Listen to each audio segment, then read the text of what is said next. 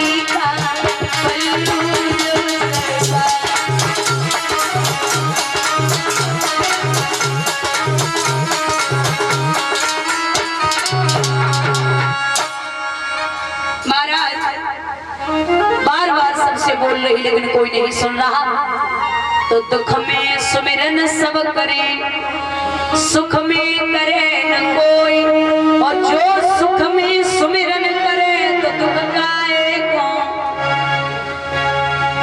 अब आवाज लगाई है जगताधार, हे गोविंद आपके बिना तो नहीं कोई नहीं है मेरा, माधव आ जाइए। आप अगर नहीं आए तो मेरे 2 पैसे की हो जाएगी। कृष्ण आपको शायद याद न हो तो मैं याद दिला दूं, भैया आपकी बहन की इज्जत जा रही है, ये दुशासन साड़ी को खींच रहा है, और बीरन एक बार आपकी उंगली कटी थी, आपकी 1000 पटरानियां कपड़ा और पट्टी लेने के लिए भागी थी, लेकिन हमने नई साड़ी को फाड़ करके आपकी उंगली में बांध दिया था, उस साड़ी का बदला दे जाइए। और भैया जब बहन की इज्जत जाती है तो सबसे ज्यादा असर भाई पे और बाप पे पड़ता है, इसलिए आना तो पड़ेगा। बहन साड़ी को पकड़े रो रही है, इधर भगवान द्वारिका नगरी में पीठ फेर के रो रही है। रुक्मणी भोजन लेके पहुंची, क्या बात है आप क्यों रो रहे हैं? जवाब दिया हमारी बहन पे बड़ो संकट है, आप यहाँ क्यों बैठे, जाइए ना। बोले नहीं, अभी उसने साड़ी को हाथों से पकड़ रखा है, और जैसे ही ये साड़ी छोड़ेगी मैं तुरंत पहुंच जाऊंगा। अभी उसके शरीर में सामर्थ्य है। द्रौपदी चिल्लाएगी, बोली भैया आ जाइए। तेरी द्रौपदी बेनिया और हो रही नगनिया, आज देखेंगे सारे राजा मेरी लाज बचाने, आजा लाज बचाने आजा।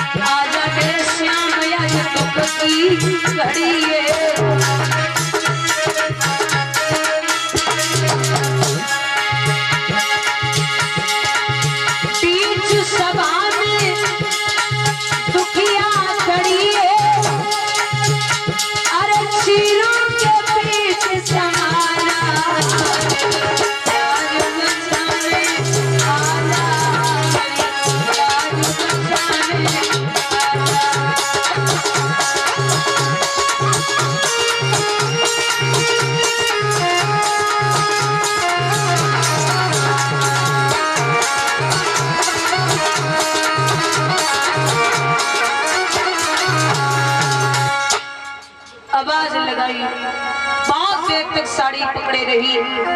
सीधा महाराज ऊपर हाथ उठाया और हाथ जैसे ही ऊपर उठाए तो भगवान ऐसे भागे, नंगे पाय नंधाए मुरारी, लीला सब दिखला डाली और भरी सभा के बीच प्रभु ने साड़ी तुरंत बढ़ाई डाली।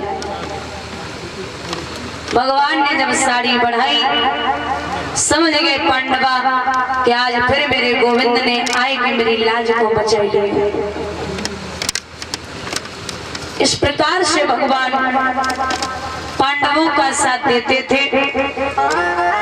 ये पैर तो चलता ही रहा, कौरवों और पांडवों में द्वेष भावना बढ़ रही है।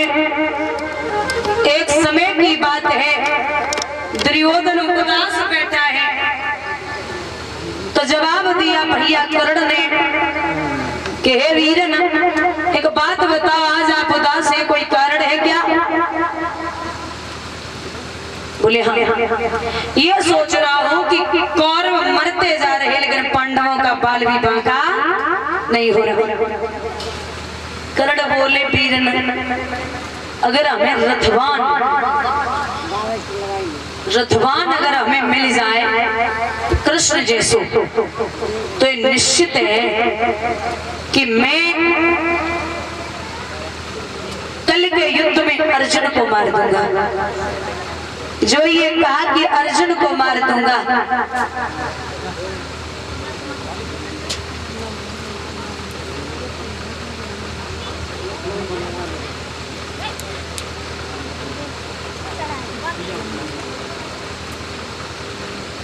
भैया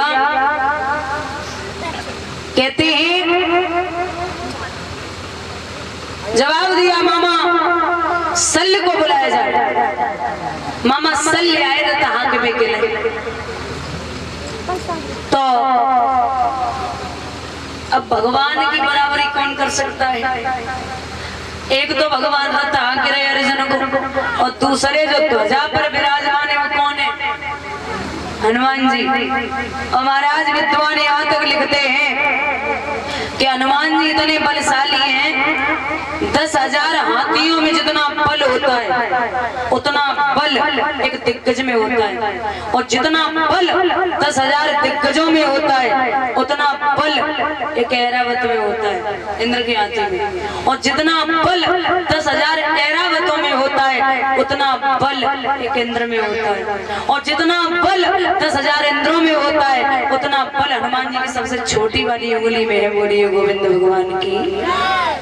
इतने बलवान है हनुमान। कर्ण ने जवाब दिया भैया समझ में नहीं आ रही तो बोले सुनो, आप निश्चिंत रहिए, जब तक आप हैं मैं आपको कुछ नहीं होने दूंगा। और बोले एक कर्ण,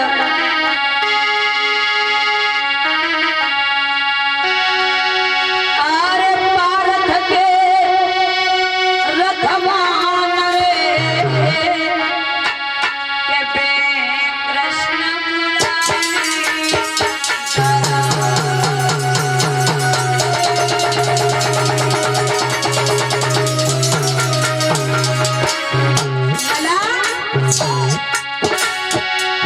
एक